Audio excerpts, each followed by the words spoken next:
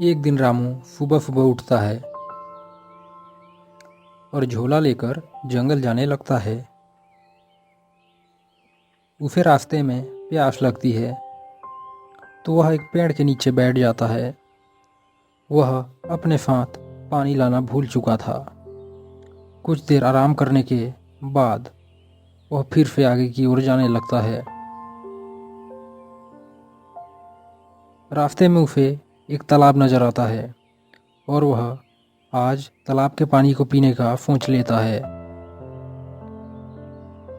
जब रामू तालाब के पानी को पीने ही वाला था तभी तालाब में से आवाज़ आती है, अरे रुको रुको, तुम इस तालाब का पानी नहीं पी सकते हो।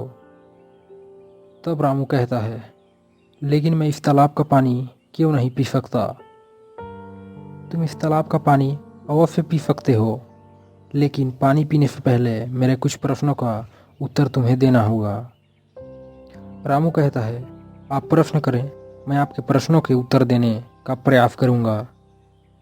तो मेरा पहला प्रश्न, उस फल का नाम बताओ जिसे लोग पूजा के दौरान सर्वाधिक उपयोग करते हैं।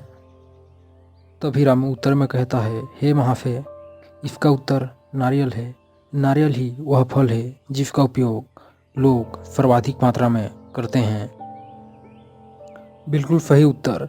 मैं तुमसे प्रसन्न हुआ। तुम अपनी प्यास बुझा सकते हो। रामू पानी पीता है और लकड़ियों की तलाश में आगे निकल जाता है। कुछ समय बाद वह कुछ सूखी लकड़ियां एकत्रित कर लेता है और उन लकड़ियों को लेकर घर आने लगता है। तभी उसे रास्ते में एक अजीब सी आवाज़ सुनाई देती है, मुझे बचाओ, मुझे बचाओ। रामू अपनी लकड़ियों को एक पेड़ के नीचे रखकर झाड़ियों के उस पार देखने लगता है। तभी उसे एक मछली तालाब के जाल में फंसी हुई दिखाई देती है। रामू को यकीन नहीं हो रहा था कि आखिर यह मछली बात कैसे कर ले रही है। रामू उस मछली को जाल में से आज़ाद कर देता है। मछली रामू को कहती है, हे मानव, आज तुमने मुझ पर जो उपकार किया है वह मैं कभी नहीं भूलूंगी। मैं कोई साधारण मछली नहीं हूँ। तुम मुझे अपनी इच्छा बताओ, मैं अपनी शक्तियों से तुम्हारी सभी इच्छाएं पूरी कर दूंगी।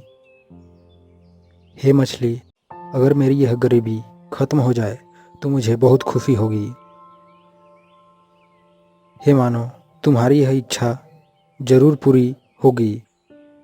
जब तुम घर पहुंचोगे तब तुम रातों रात अमीर हो जाओगे। यह मेरा वरदान है।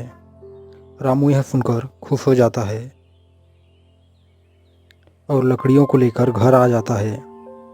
घर आने पर वह देखता है कि सब कुछ पहले की तरह ही है, कुछ भी नहीं बदला है। यह देखकर वह निराश हो जाता है। तभी उसे याद आता है कि मछली ने आज रात की बात की है, इसलिए वह रात होने का इंतजार करता है।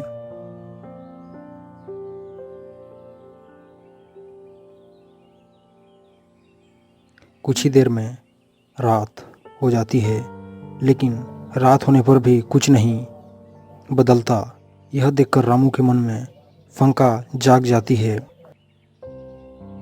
कहीं उस मछली ने मुझे झूठ तो नहीं कहा है। कुछ ही देर में रामू गहरी नींद में चला जाता है।